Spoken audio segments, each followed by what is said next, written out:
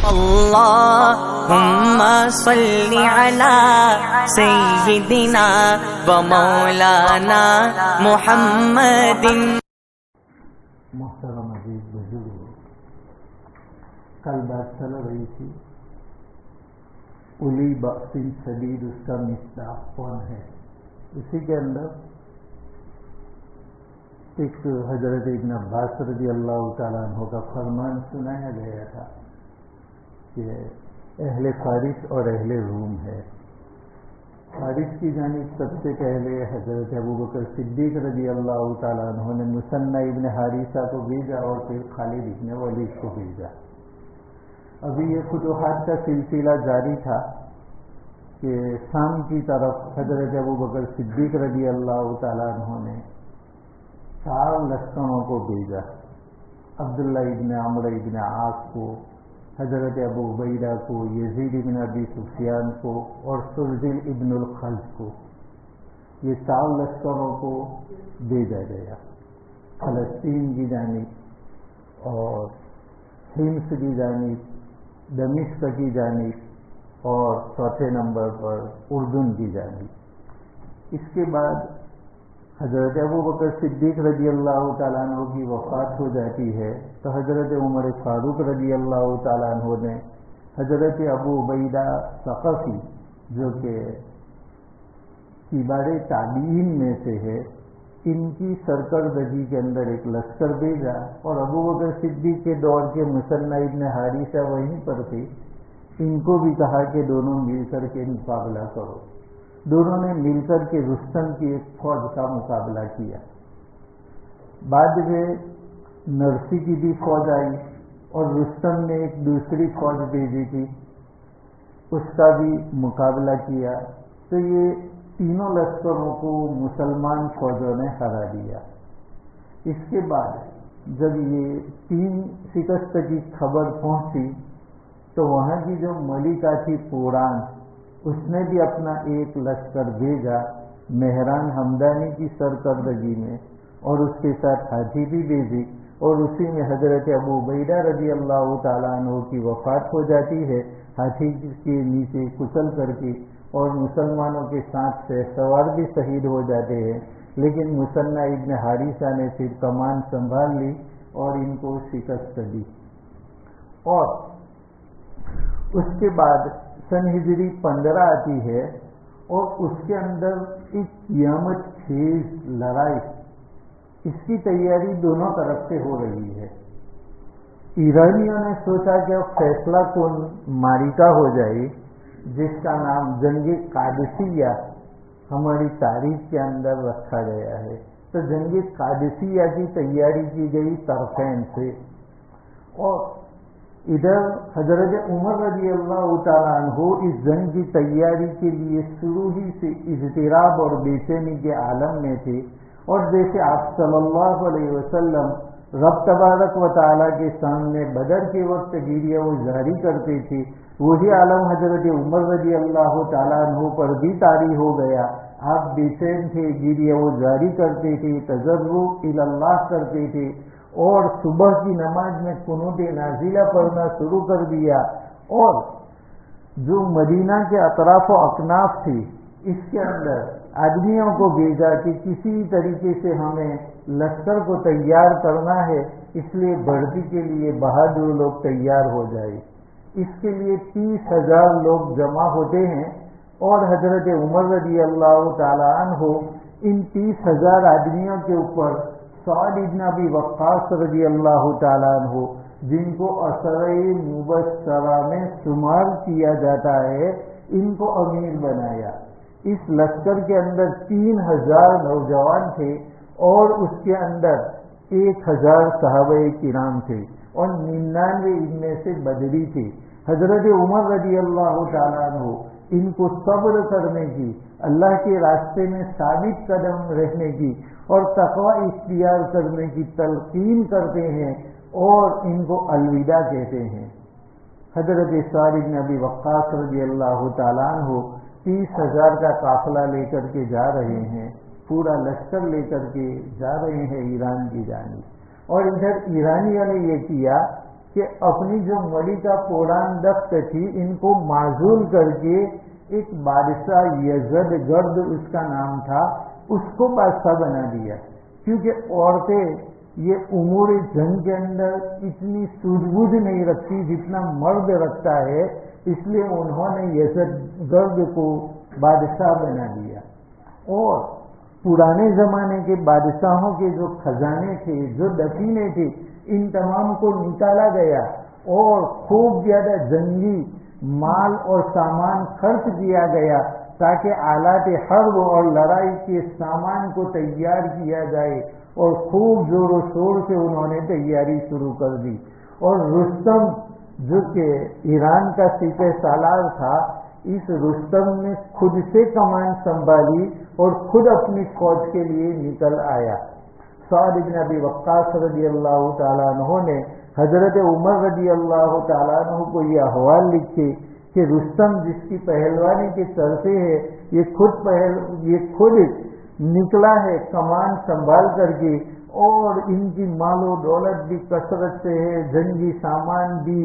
اور ان کے لڑنے والوں کی تعداد بھی، یہ سب لکھ کر کے حضرت سعد رضی اللہ تعالیٰ عنہ نے حضرت عمر رضی اللہ تعالیٰ عنہ کو واقف کیا۔ حضرت عمر رضی اللہ تعالیٰ عنہ نے جواب دیا کہ دشمن کے ساز و سامان اور ان کی تعداد کی جانب نہ دیکھا جائے، اور اللہ تبارک و تعالیٰ کی مہربانیوں اور الطاف کی جانب دیکھ کر کے لڑائی ان کے ساتھ شروع کر دی جائے۔ اللہ تبارک و تعالیٰ کی مدد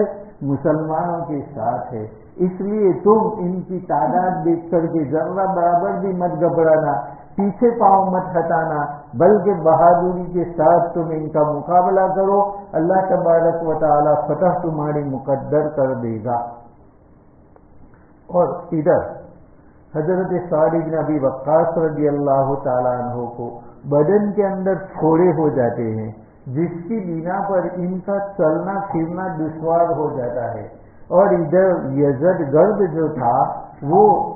فوجوں کی فوج یہاں پر بھیج رہا ہے قادسیہ کی جانب۔ حضرت سعد رضی اللہ تعالیٰ عنہ کو جب پتہ چلا تو آپ اپنے بہادر سینوں کو جمع کرتے ہیں، اور جمع کر کے ان کے اندر جذبہ جہاد کا بیان کرتے ہیں، اور ان کو ایران کی فتح کی خوشخبری سناتے ہیں کہ آپ صلی اللہ علیہ وسلم نے فرمایا ہے والذی نفسی بیدیہ لتفتحن کنوز کسری و قیصر ولتنفقنہما فی سبیل اللہ، کہ ہمارے آقا انعامدار محمد الرسول اللہ صلی اللہ علیہ وسلم نے فرمایا ہے کہ تم قیصر و کسریٰ کے خزانے کو فتح کرو گے تو اللہ کی مدد تمہارے ساتھ رہے گی۔ میں 4 مرتبہ تکبیر کہوں گا، جب میں پہلی مرتبہ نعرہ تکبیر بلند کروں تو تمہیں بھی نعرہ تکبیر بلند کرنا ہے، اور ساز و سامان جو تمہارا ہتھیار ہے اس کی اصلاح کر لینا ہے، اور جب میں دوسری مرتبہ تکبیر کہوں تو تمہیں اپنا لڑائی کا جو سامان ہے، ہتھیار وغیرہ ہے، اسے پہن لینا ہے، ہتھیار کو اور زیرہ وغیرہ کو پہن کر کے تیار ہو جانا ہے، اور تیسری مرتبہ میں جب تکبیر کہوں تو تمہیں سب بچہ تیار ہو جانا ہے، اور چوتھی مرتبہ میں جب تکبیر کہوں تو تمہیں دشمن کے اوپر ٹوٹ پڑنا ہے۔ چنانچہ ایسا ہی ہوا۔ حضرت سعد بن ابی وقاص رضی اللہ تعالیٰ عنہ نعرہ تکبیر بلند کرتے ہیں، مسلمان سپاہی تیار ہو جاتے ہیں، اور دوسری تیسری اور چوتھی مرتبہ بھی جب نعرہ تکبیر بلند کرتے ہیں تو مسلمان بھوکے شیروں کی طرح ان کے اوپر ٹوٹ پڑتے ہیں، اور آج ایسی گھمسان کی لڑائی ہوتی ہے کہ شاید کسی نے خواب میں بھی ایسا لڑائی کا منظر نہیں دیکھا ہوگا، اور آسمان کی نگاہ نے بھی ایسا منظر نہیں دیکھا ہوگا۔ ایسا خونی منظر یہاں پر پیش آتا ہے، اور 3 دن اور 1 رات مسلسل لڑائی جاری رہتی ہے، اور مسلمانوں نے تاریخ کے اندر 3 دن کے نام رکھے ہیں۔ پہلے دن کا نام یوم الارماس رکھا، دوسرے دن کا نام یوم الارماس رکھا، اور تیسرے دن کا نام یوم العماس رکھا، اور اس کے بعد 3 دن کے بعد جو چوتھی رات ہے اس کا نام لیلۃ الحریر رکھا۔ اور یہ خونی معرکہ پیش آتا ہے۔ اس کے اندر مسلمان بہادری کے ساتھ لڑتے ہیں، یہاں تک کہ یوم الارماس یعنی دوسرے دن کے اندر ابو محزن ثقفی جو کہ ایک صحابی تھے لیکن شراب پینے کی وجہ سے ان کو زنجیروں کے اندر قید کر دیا گیا تھا، وہ بیٹھے بیٹھے دیکھ رہے تھے کہ کیسی گھمسان کی لڑائی جاری ہے اور مسلمان مجاہدین اپنے دلوں کے ارمان کو پورا کر رہے ہیں اور اسلام کے شیروں کو بہادروں کی ضرورت ہے، اور ایسی حالت میں پاب زنجیر ہوں۔ حضرت سعد بن ابی وقاص رضی اللہ تعالیٰ عنہ کی بیوی سلمہ وہاں پر بیٹھی ہوئی تھی، انہوں نے بیوی سلمہ سے کہا کہ بیوی تم ایک کام کرو، آج کی رات تم میری زنجیروں کو کھول دو اور مجھے حضرت سعد رضی اللہ تعالیٰ عنہ کا جو ابلغ گھوڑا ہے وہ دے دو اور ان کے ہتھیار مجھے دے دو، کیونکہ وہ تو ڈمبل اور کھوڑے ہو گئے تھے، اس بنا پر وہ تو قصر شاہی سے کمان کر رہے تھے اور وہاں سے نگاہ رکھ رہے تھے، اس لیے وہ تو اس میں نہیں جا سکے تھے۔ تو فرمایا کہ ان کا گھوڑا بھی مجھے دے دو اور ان کی زیرہ بھی مجھے دے دو، اور جیسے ہی میں حملہ کر کے واپس آؤں گا تو اگر میں زندہ بچا تو میں خود اس قید کے اندر واپس اپنے آپ کو باندھ دوں گا، اور اگر میں شہید ہو گیا تو پھر اللہم خیر ہوگا۔ حضرت بی بی سلمہ نے ان کی بات کو مان لیا، ان کی زنجیروں کو کھول دیا اور ان کو ان کا گھوڑا سعد بن ابی وقاص اپنے شوہر کا گھوڑا بھی دے دیا اور ان کے ہتھیار بھی دے دیے، اور وہ جو دیوانہ وار مقابلہ کرتے ہیں اور جو سے جہاد ان کے اندر بڑا ہوا ہے کہ وہ سینکڑوں کفار کو ایک ساتھ تہے تیز کرتے ہیں، تمام مسلمانوں کی نظریں اس بہادر سپاہی کے اوپر ہے، لیکن انہوں نے اپنے آپ کو چھپا لیا ہے تاکہ لوگ دیکھ نہ لیں۔ تو مسلمانوں نے سمجھا اور عام مسلمانوں کا یہی خیال تھا کہ اللہ تبارک و تعالی نے آسمان سے غیبی مدد بھیجی ہے، فرشتے کو اتار دیا ہے جو دیوانہ وار مقابلہ کرتا ہے اور جو بھی کافر آتا ہے ان کے سامنے ان کو تہے تیز کرتا ہوا چلا جاتا ہے۔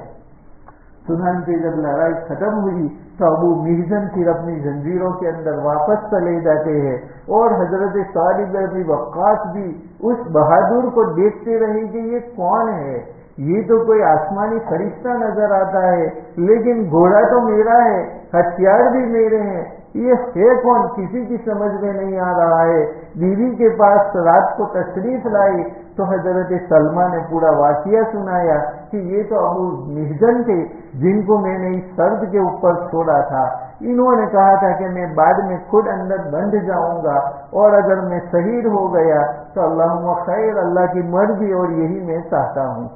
حضرت سعد بن ابی وقاص رضی اللہ تعالیٰ عنہ بڑے خوش ہو جاتے ہیں اور ان کو فرماتے ہیں کہ اب تم قید سے آزاد ہو اور اب کی مرتبہ تم شراب بھی پیو گے تو میں تم کو قید کی سزا نہیں دوں گا، تم نے ایسی بہادری بتلائی ہے۔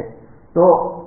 اس وقت ابو محزن ثقفی فرماتے ہیں کہ جب آپ نے مجھے اتنی زیادہ چھوٹ دے دی ہے تو میں بھی خدا کی قسم کھا کر کے کہتا ہوں کہ اب کبھی خبیث شراب کے قریب بھی میں کبھی نہیں جاؤں گا۔ اور اس طریقے سے 3 دن تک برابر لڑائی جاری رہتی ہے، یہاں تک کہ چوتھی رات آتی ہے جو لیلۃ الحریر کہی جاتی ہے۔ سعد بن ابی وقاص رضی اللہ تعالیٰ عنہ قصر شاہی سے منظر دیکھ رہے ہیں اور رات میں دعا کر رہے ہیں، اور دونوں طرف مجاہدین اپنی تلواریں مشعل کی روشنی کے اندر چلا رہے ہیں اور جنت اور جہنم کے دروازے کھلے ہوئے ہیں۔ کافر جو بھی مرتا ہے سیدھا جہنم کے اندر جا رہا ہے اور جو بھی مسلمان شہید ہوتا ہے وہ جنت کے اندر چلا جا رہا ہے۔ اور ایسی حالت میں سعد بن ابی وقاص رضی اللہ تعالیٰ عنہ اللہ تبارک و تعالیٰ کے سامنے رو رو کر کے دعا کر رہے ہیں، اور اسی میں آدھی رات کے وقت حضرت سعد پر سکینہ نازل ہوتا ہے اور اللہ کی جانب سے الہام کیا جاتا ہے کہ آج کی رات فتح تمہارا مقدر ہے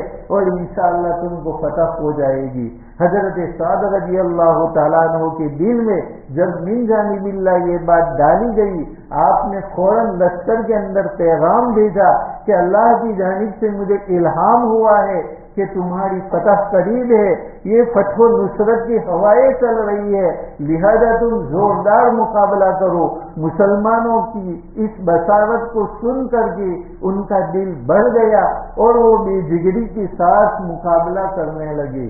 یہاں تک کہ صبح ہو جاتی ہے۔ دن چڑھتے ہوئے جب دن چڑھنے کا وقت ہوتا ہے تو مسلمانوں کا ایک سپاہی بلال ابن علقمہ یہ دشمنوں کی فوج میں گھستا چلا جا رہا ہے، یہاں تک کہ بالکل ان کے قلب کے اندر بیچ والے حصے کے اندر گھس جاتا ہے جہاں پر بادشاہ ہوتے ہیں۔ لشکر کے 5 حصے ہوا کرتے ہیں، ایک داہنی جانب کا حصہ جس کو میمنہ کہتے ہیں، ایک بائیں جانب کا حصہ اس کو میسرہ بولتے ہیں، اور آگے والے حصے کو مقدمہ بولتے ہیں، پیچھے والے حصے کو ساقہ بولتے ہیں، اور بیچ والے کو قلب بولتے ہیں۔ جو میمنہ ہے وہ داہنی جانب سے حفاظت کرتا ہے بادشاہ کی، جو میسرہ ہے یہ بائیں جانب سے حفاظت کرتا ہے، اور جو مقدمہ ہے وہ لشکر کے لیے آسانیوں کو فراہم کرتا ہے کہ ان کی کھانے پینے وغیرہ کی کیا کیا ضروریات ہے، اور جو ساقہ ہوتا ہے وہ پیچھے اگر کوئی چیز رہ جائے تو ان کو اپنے لشکروں تک پہنچا دیتا ہے، اور بیچ کے اندر جو قلب حصہ کہا جاتا ہے اس کے اندر بادشاہ اور بڑے بڑے وزراء ہوا کرتے ہیں۔ تو یہ بلال ابن علقمہ قلب کے اندر گھس جاتے ہیں اور گھس کر کے رستم پہلوان کو تلاش کرتے ہیں، اور رستم کا جیسے ہی پتہ چلا ایک زوردار وار کیا اور اس کا سر تن سے الگ کر دیا، اور انہوں نے نعرہ تکبیر کی آواز بلند کی، اور انہوں نے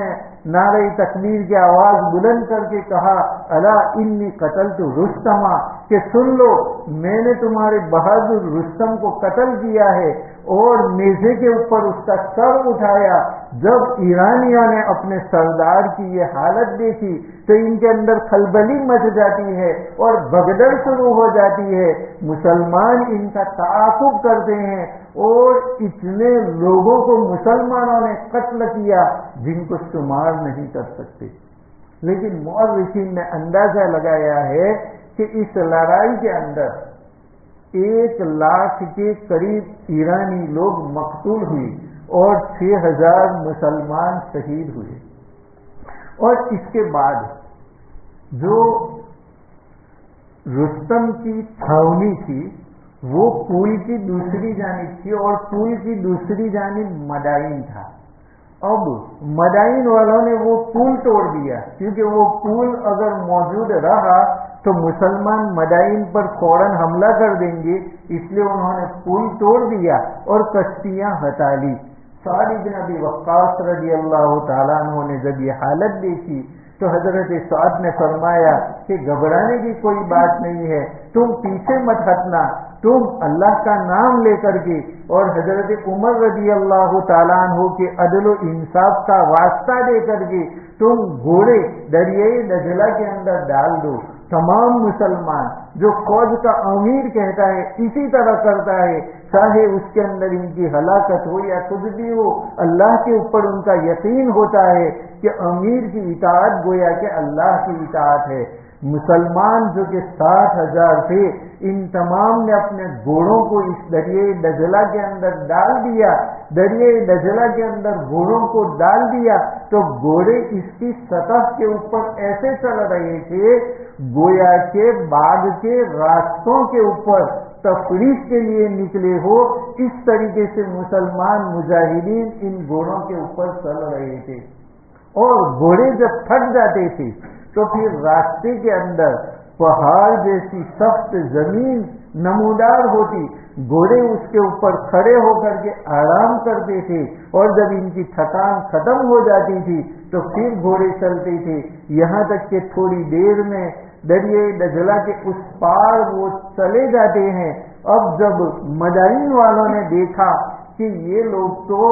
دریا کے اوپر گھوڑے عجیب و غریب طور پر چلا کر کے آ رہے ہیں کہ کہ ان کے گھوڑوں کے جو سوم ہے وہ بھی پانی کے اندر نہیں ڈوب رہے ہیں. تو انہوں نے کہا یہ انسان نہیں ہے، دیو آمدن، یعنی یہ تو جنات آ گئے، بھوت آ گئے. اس طریقے سے پورا شہر مدائن ان کے لیے خالی کر دیا جاتا ہے اور شہر مدائن بھی فتح ہو جاتا ہے. اور آج قادسیہ بھی فتح ہو گیا اور مدائن بھی فتح ہو گیا، اور مسلمانوں کو مال غنیمت کے اندر اتنا کثیر مال غنیمت ملتا ہے کہ جو اندازے سے باہر تھا، اور ایسی عجیب و غریب چیزیں مال غنیمت کے اندر ملتی ہے کہ جو عرب لوگوں کو تو خواب و خیال میں بھی نہیں تھا. اور اللہ تبارک و تعالیٰ کی یہ پیشین گوئی ثابت آئی، وَمَغَانِمَ كَثِيرَةً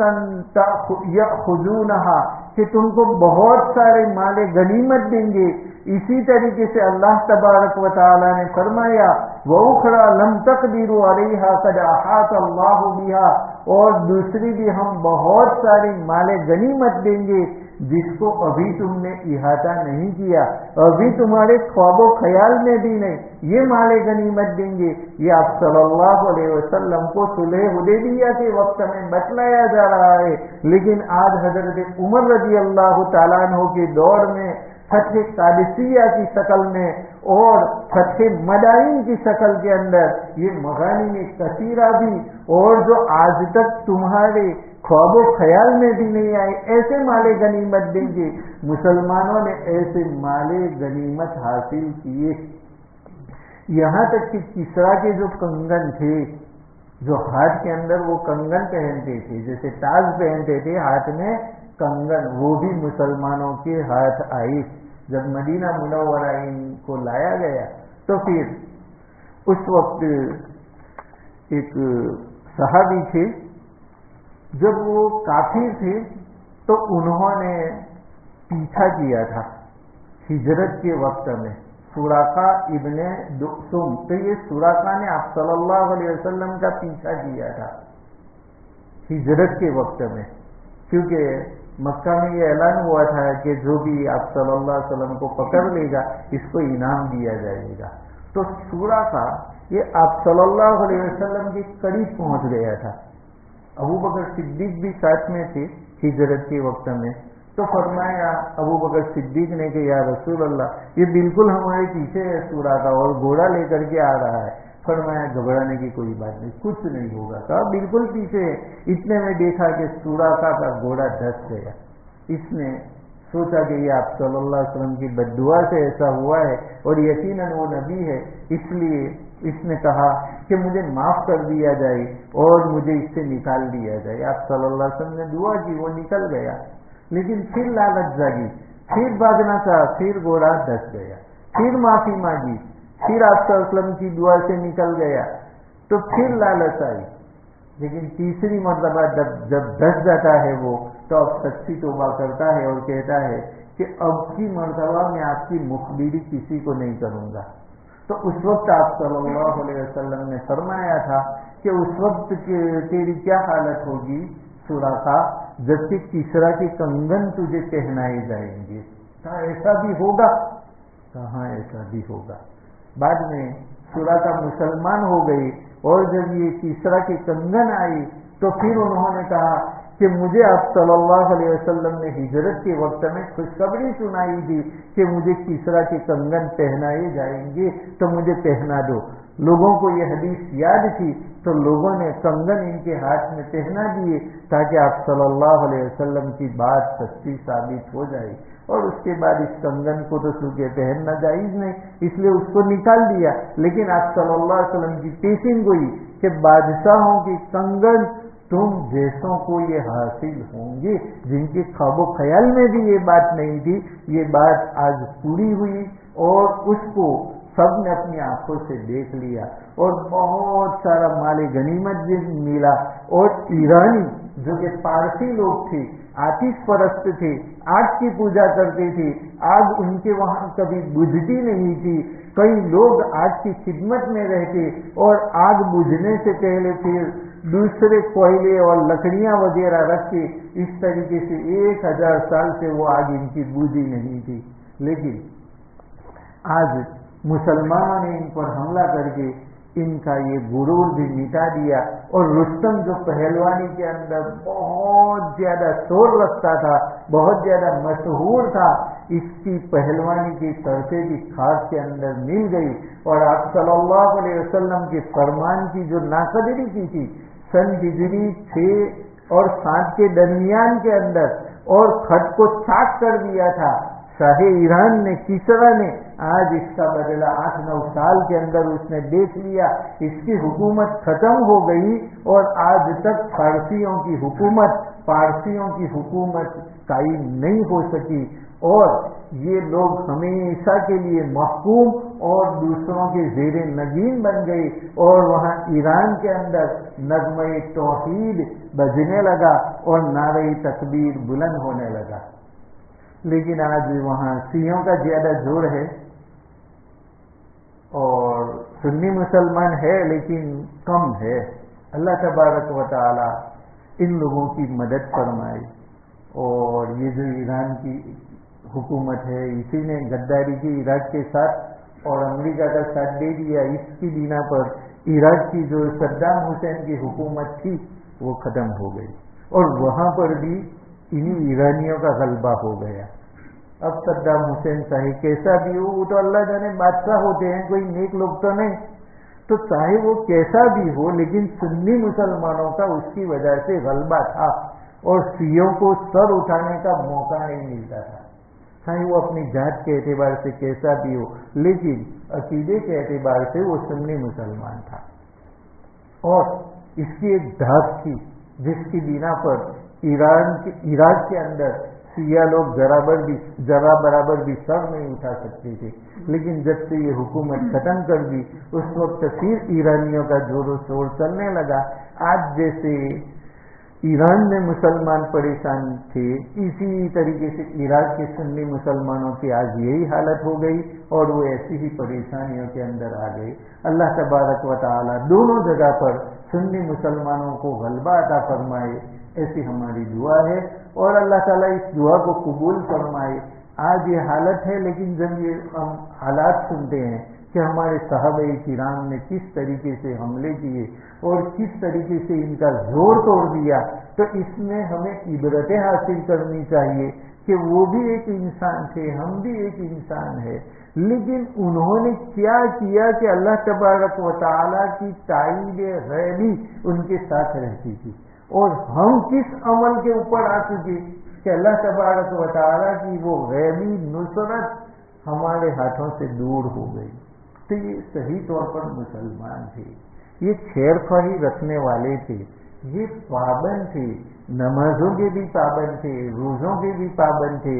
خیر خواہی کرتے تھے، کسی کو دھوکہ نہیں دیتے تھے، اور رشتے داروں کے ساتھ حسن سلوک کرتے تھے، کسی کے اوپر ظلم نہیں کرتے تھے، اپنے اوپر کسی کا حق باقی نہیں رکھتے تھے۔ تو یہ نہیں کہ فقط نماز اور روزہ تم نے رکھ لیا تو تم مسلمان بن گئے، نہیں، تقویٰ اس کو کہتے ہیں